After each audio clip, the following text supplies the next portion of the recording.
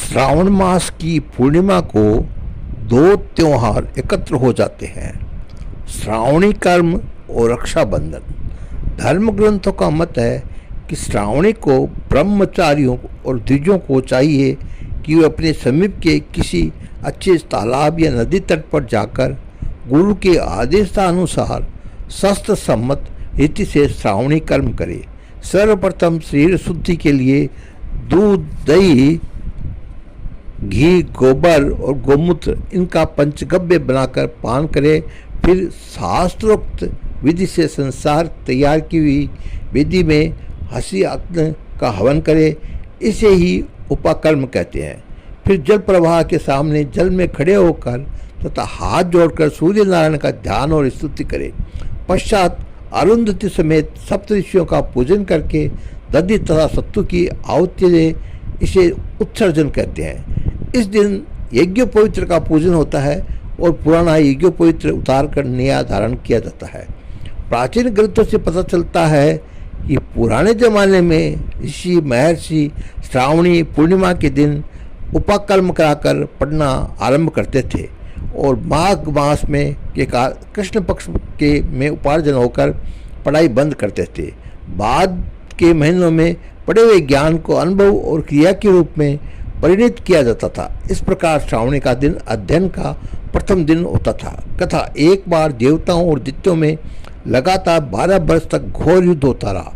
दैत्यों ने तमाम देवताओं को सहित इंद्र को जीत लिया। दैत्यों से हार कर इंद्र ने अपने गुरु बृहस्पति से कहा कि इस समय न तो मैं यहाँ पर ठहरने में समर्थ हूँ, न मुझे भागने का ही अवसर है, अतः मेरे लिए लड़कर प्राण देना ही आवश्यक हो गया। तभी इंद्राणी बीच में बोल पड़ी, पतिदेव आप भय न करें, मैं अभी एक ऐसा उपाय करती हूँ जिससे निश्चय ही विजय आपके चरण चूमेगी। प्रातःकाल श्रावणी पूर्णिमा थी। इंद्राणी ने ब्राह्मणों द्वारा स्वास्थ्य वाचन कराकर इंद्र के दाहिने हाथ में रक्षा की पोटली बांध दी। इस प्रकार जब इंद्र ने दैत्यों पर आक्रमण किया तो दैत्यों को साक्षात यमराज के समान दिखाई पड़े, जिससे भयभीत होकर भाग गए। धर्मपरायण व्यक्ति को चाहिए कि इस दिन ब्रह्म मुहूर्त में उठकर शौचालय से निवृत्त होकर स्नान करे और शुद्ध वस्त्र धारण करे। फिर देवता, पिता और सप्तऋषियों का तर्पण करे।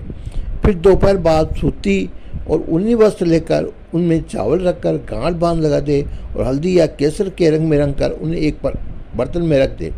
फिर घर की ओर गोबर में से लिपवा कर और चावलों का चौक पुरवाकर उस पर अन्न से भरा कलश स्थापित करे।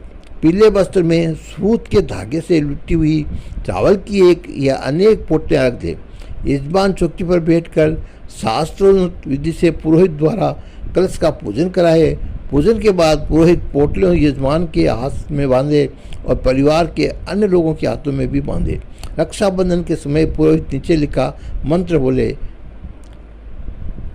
येन बदलो बलिराजा दानवेंद्रो महाबलय तेन तत्व भी विद्यानम अक्षय माचल है। बहन द्वारा भाई के हाथों में राखी बांधने की प्रथा भी इस तिथि पर प्रचलित है। ऐतिहासिक तथ्य से भी यह प्रथा की पुष्टि होती है। अतएव धार्मिक और ऐतिहासिक दोनों दृष्टियों से इस तिथि का विशेष महत्व है। इस पर्व को असुल और सलूह में कहा जाता है। इस दिन घर के दरवाजों के दोनों ओर गोबर से लीप कर ऊपर से खड़िया चुनने से पोत देते हैं। फिर उस पर गेरू से सोन मारते हैं। किन्हीं घरों में इन दिनों सेविया और किन्हीं में खीर बनती है। सोन का रोली और कलावी से पूजन करके जिन्हें जिमाते हैं।